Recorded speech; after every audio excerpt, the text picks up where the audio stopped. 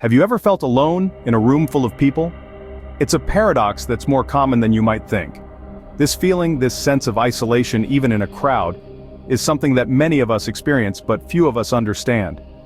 You see, loneliness is not always about physical isolation. It's not necessarily about being the only one in a room or the only one on a deserted island. No, loneliness can be much more complex, much more insidious than that. Imagine this.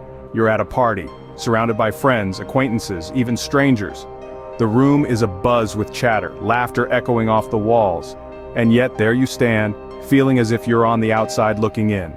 That, my friends, is the paradox of loneliness. This paradox is a product of what we call emotional loneliness, a stark contrast to what we know as physical loneliness. The latter is straightforward. You're alone because there's no one else around.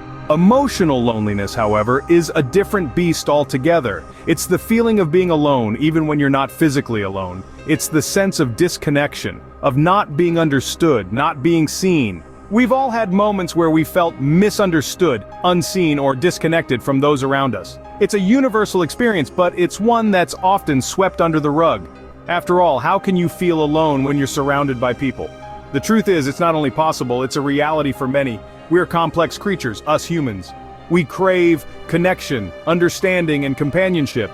Yet we can find ourselves feeling isolated even in the most social of settings. It's a paradox that can be difficult to navigate and even harder to explain. But remember this, loneliness is not a sign of weakness. It's not a personal failing. It's a human experience, one that many of us grapple with. And understanding this paradox is the first step towards addressing it.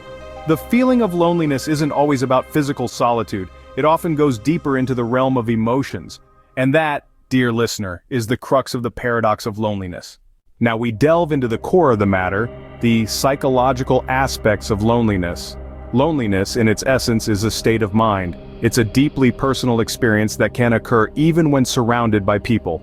But what are the psychological precursors that give rise to this feeling? Chief among them are social anxiety, depression, and low self-esteem. Let's begin with social anxiety. This is a condition where individuals fear social situations, often due to feelings of embarrassment, self-consciousness, and concern about being judged or viewed negatively by others. This fear can be so intense that it leads to avoidance of social interactions altogether, which in turn can lead to isolation and feelings of loneliness. Next, we have depression. This is a mental health disorder characterized by persistently depressed mood or loss of interest in activities. It causes significant impairment in daily life. People with depression may withdraw from others, further exacerbating their sense of isolation. They may feel alone even when they're not, because the depression can distort their perception of reality. Low self-esteem is another significant contributor to feelings of loneliness. Those with low self-esteem often harbor negative beliefs about themselves and their worth. They may feel unworthy of love, friendship, or even basic interaction, leading them to isolate themselves emotionally. They may be surrounded by others, yet feel completely alone due to this self-imposed emotional isolation.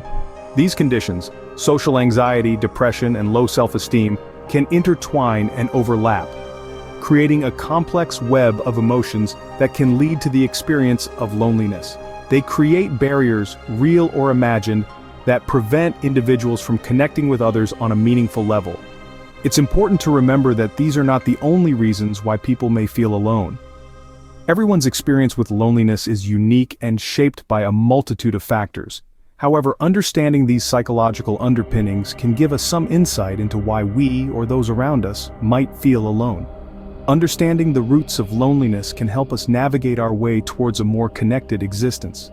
In the age of technology, why is it that loneliness seems to be on the rise? This question is at the heart of our exploration into the impact of technology on our social interactions. Let's start by acknowledging the obvious. Technology has revolutionized the way we communicate. It's created a world where we can reach out to anyone, anywhere, at any time. It's given us platforms to share our lives, our thoughts, and our experiences with the world. This sounds like the perfect antidote to loneliness, right? Well, not quite. You see, while technology has made it easier to connect with others, it has also changed the nature of our connections. The immediacy and ease of digital interaction can sometimes make our relationships feel superficial and transactional. We can have hundreds or even thousands of friends on social media, but how many of those are genuine, meaningful relationships. Then there's the paradox of choice. With so many people at our fingertips, we can feel overwhelmed by the possibility of connection. It becomes easy to keep scrolling, always looking for the next best thing, never truly engaging with the people we already know. This constant search for novelty can leave us feeling isolated and dissatisfied. Adding to this is the concept of online loneliness. This occurs when we spend so much time in the digital realm that we begin to feel disconnected from the real world. We're constantly bombarded by the highlight reels of other people's lives, which can make us feel inadequate and alone in our struggles. Moreover, technology can also fuel our fear of missing out, or FOMO. We see others living seemingly perfect lives, going to exciting events, and having fun without us. This can increase feelings of isolation and loneliness, even if we're not actually alone. We also can't ignore the fact that technology can be a distraction. Instead of being present in the moment, we often find ourselves glued to our screens, missing out on real-life interactions and experiences. Ironically, in a world more connected than ever, many of us feel more alone. This is the paradox of our digital age. So as we navigate this brave new world, let's remember to value quality over quantity in our relationships, and to balance our online interactions with real, face-to-face connections. So, how do we combat this pervasive feeling of loneliness? The first step is to seek help. It's important to remember that feeling lonely doesn't mean you're weak or flawed. It's a common human experience. If the feelings of loneliness persist, it may be helpful to seek guidance from a mental health professional. They can provide tools and strategies to better understand and navigate these feelings. Next, find your support system. This could be friends, family, or even an online community of people who share similar interests. It's not about the quantity of relationships, but the quality. One meaningful connection can make a significant difference in how you feel about your place in the world. Developing self-esteem is another crucial step. It's about recognizing your worth and the unique value you bring to your relationships and the world around you. Practice self-care. Engage in activities you enjoy, and challenge negative thoughts about yourself. Remember, your worth is not determined by how many people are around you or how they perceive you. Creating meaningful connections is also essential. This goes beyond just having people around. It's about fostering relationships where you feel seen, heard, and valued. It's about being able to share your thoughts and feelings without fear of judgment. This might mean deepening existing relationships or forming new ones. It's also worth noting that spending time alone can be beneficial. It can provide an opportunity for self-reflection, personal growth, and relaxation. The key is to find a balance that feels right for you. In conclusion, overcoming loneliness is not about eradicating alone time, but rather about learning to feel comfortable in your own company and cultivating connections that add value to your life. It's a journey that requires patience, self-compassion, and proactive steps. Overcoming loneliness starts with understanding its roots and taking active steps towards connection. Loneliness is not a life sentence. It's a condition that we can overcome.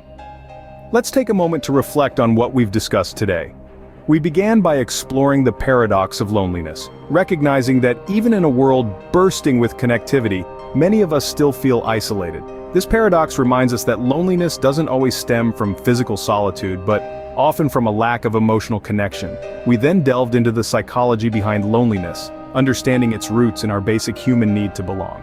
We learned that feelings of loneliness can be a signal that something needs to change, a call to action urging us to seek out meaningful connections. We also considered the impact of modern technology on our sense of isolation. While technology can provide tools to connect us, it can also create a sense of distance and disconnection when used as a substitute for genuine human interaction. From there, we looked at ways to overcome loneliness. We learned that it's crucial to acknowledge our feelings, to understand that it's perfectly normal to feel lonely sometimes.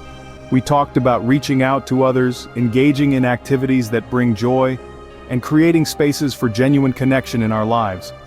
But perhaps the most important takeaway is this: loneliness is a common human experience. You're not alone in feeling alone. It's a part of the human condition, a testament to our deep-seated desire for connection and belonging. If you're struggling with feelings of loneliness, don't hesitate to seek help. Reach out to people you trust, talk to a mental health professional, or join a support group.